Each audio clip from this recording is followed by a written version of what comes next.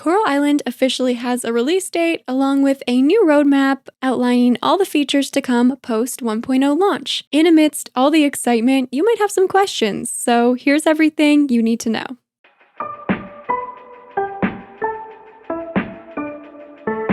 Hello friends, welcome back to my channel. I'm Sarah Sunstone, and today we are going to be going over the September 2023 developer update for Coral Island, which I know it's October, but it was definitely worth the wait for this one. We have lots of exciting news. We have a release date, we have a new trailer, we have a new roadmap for 2024. We have so much stuff to go over, so without any further ado, let's get right into it. So of course we have the 1.0 trailer, which I reacted to, so if you haven't seen my reaction, I'll link that down below. I will also be doing a breakdown on the trailer because there's a lot of new stuff in it that we've never seen before, so I'll link that down below as well once it's up. But yes, we have a date, friends. November 14th. Mark your calendars, book the day off work, whatever you need to do if you want to play on launch day. November 14th is a Tuesday in my time zone. Now that could be a different day depending on your time zone. It might be Wednesday for you. It also depends what exactly the launch time is, which is still to be determined. So of course, once we figure out what exact time it'll be launching at, that'll help us make our plans. I will definitely be streaming on launch day, so I hope to see you all there. It's going to be probably like the best day ever, I would have to say. So very excited for November 14th. I was expecting the full release sometime in early 2024, so this was such a treat. Also excitingly, we have some more surprises. Coral Island is actually going to be launching the 1.0 version not only on Steam, but also on Xbox Series X and S and PlayStation 5. Now, console ports were supposed to come after the full release, so the fact that y'all get to play on your consoles right at launch is just incredible. Now, in terms of the Nintendo Switch, I know that's a very popular platform that a lot of people are hoping to play Coral Island on. That's actually going to be coming sometime in 2024. The team needs more time to ensure the playing experience is as best as possible for the Nintendo Switch, which is totally understandable. I think most games nowadays launch their Switch ports quite a bit later usually, sometimes a lot later, so this definitely makes sense. However, if you would like to change your Switch key to a Steam key, you can do that.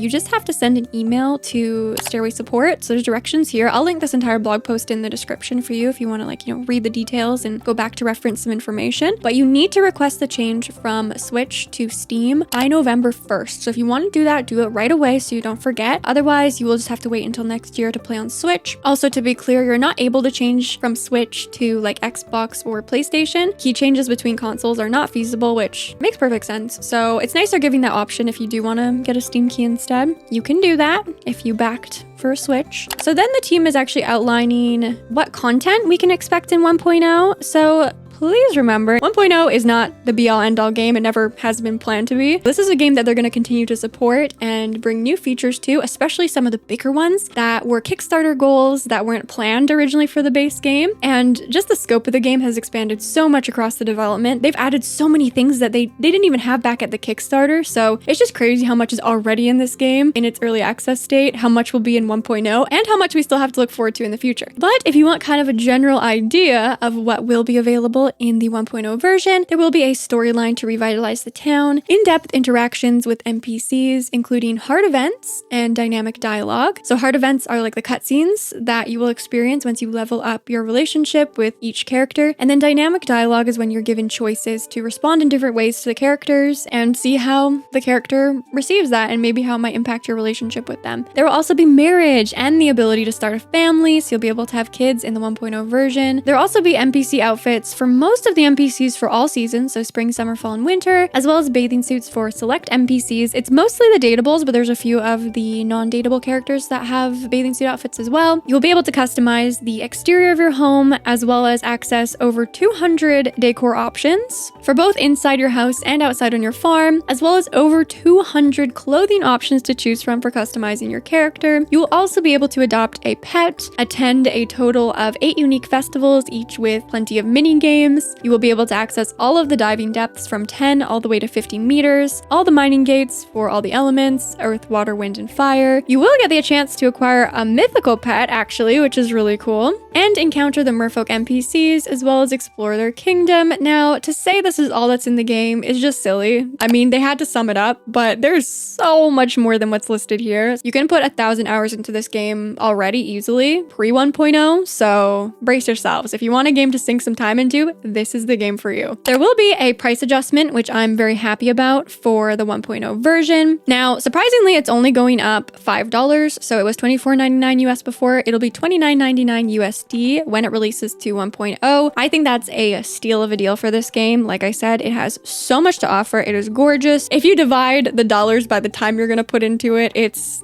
basically free. That's gamer math for you. But if you want to save $5, I guess you could purchase it in early access now for Steam if you wanted to. Now, the next thing that we're going to have to talk about, you guys, is that there actually is going to be a save reset for your early access files. So this applies to you if you have been playing the game already in early access. And let me just clarify, we were previously told that once the game reached 1.0, although our story would all likely reset, so all of the progress we made in terms of basically everything we've done on the island, we were originally expecting to keep our money, to keep our inventory, to keep our farm layout, our house, so everything we had designed, everything we had collected, as well as our mastery, the skills we had acquired. However, it has come to the point, I mean, it's been a year since the early access launch, and over that year, so much has changed, and I can say that definitively, and any of you who've followed the development with me, the team has added just so many things that were never on our radar, we never expected. So it has reached a point where our saves are just not going to be compatible with the 1.0 version. But the good news is that you will have the opportunity to keep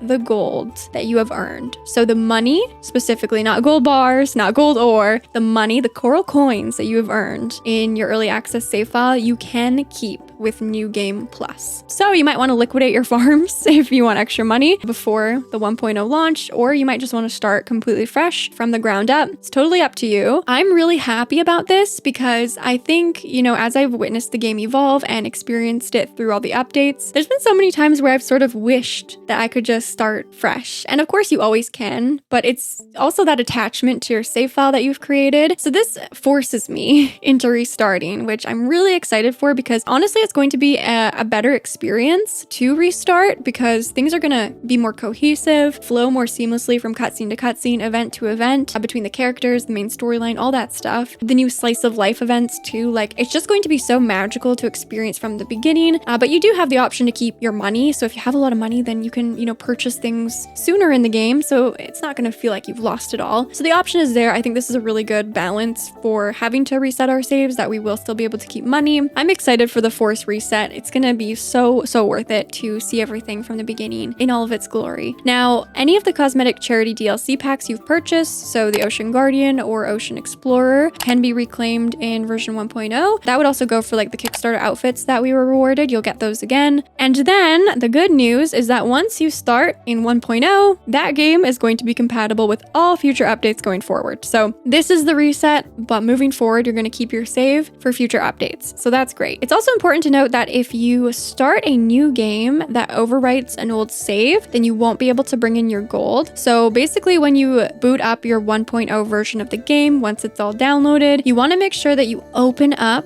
your existing save to load in that money and restart it from that instead of like starting a new game, if that makes sense. Now, interestingly, there will also be an early access testing branch. So if you want to like check in on your farm from early access after the full version launches, you can still access it through a separate branch on Steam until February 1st. So they have the steps here of how to opt into it. It's basically like if you participated in any of the betas, it's basically the same thing where you go in and you put in a code and then you can download from like a drop-down menu, you can download this branch of it, and then you can go in and, you know, check out your old farm. Now, this could be useful, I guess, if you wanted to like remember your layout, take some pictures of how your farm was designed, or just, you know, like enjoy it one last time. But you can still play on your early access file until February 1st on that branch if you would like. But again, it's not going to like carry over past that. They're also not going to be updating this version of the game at all. So this version will just be like the state that the game is currently in. If you do create a new save in version 1.0 that overwrites an old save, then you won't be able to go back and play it. So to sum it all up, version 1.0 will release.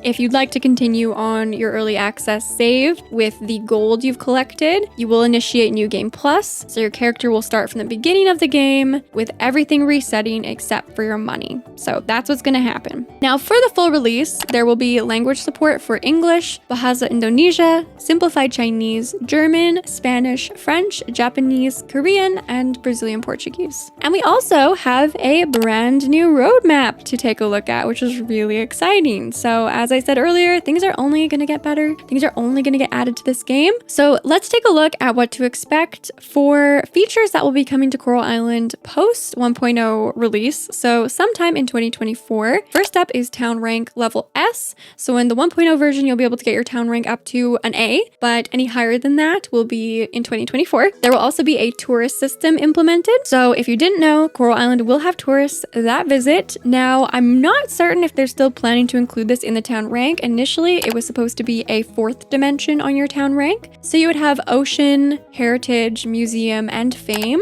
So they might include it in the rank, or it might just be a different tourist system now. Not sure. We'll have to wait and see, but excited for that. Also, the backer NPCs will be part of the 2024 editions. So if you were a backer on Kickstarter at a certain amount, you could be an NPC in the game attending certain festivals. So those will be added next year. Also, something called a hangout and dating mechanic, which I'm really excited to hear about because this is something we weren't certain if it would exist. We weren't sure if we were just going to be having cutscenes or if we'd have like an option to go like hang out with a character or go on a date and like initiate that or even have a say in it potentially. So I'm curious to know more about this specific mechanic. I have so many questions. I hope they do like a developer update just talking all about this in the future because I'm really excited to know. I really hope we can like ask characters to go hang out or ask them on dates and maybe even have a bit of a say in like what we do. I feel like that would really help immerse you even more in the world and the relationships for sure. So that's exciting to hear about. An entire second batch of slice of life scenes. Now we already have so many. I don't think I've even seen all of them that have been in the latest updates. So slice of life is a phenomenal feature. It makes you so immersed in the world of the island and really helps you get to know the different characters and make connections between them and kind of just get a glimpse into like what it's like to live on Coral Island, like a day in the life. So I'm so excited to know there's even more in the works. So a lot of the Merfolk Kingdom content will come post-launch. Now, currently you can access the Merfolk Kingdom. You will be able to in the 1.0 version. There's a really extensive storyline as well that you can already complete, but there will be an even further storyline. You'll be able to develop relationships with the Merfolk and romance them as well. That'll be post-launch, as well as a Merfolk festival you'll be able to participate in. Now, one of the most interesting things to me is this whole rebuild the Merfolk Kingdom storyline. So this seems like maybe once you complete the first storyline that we have access to now, you're going to start working to rebuild the kingdom as like a part 2, which is really cool because there are so many like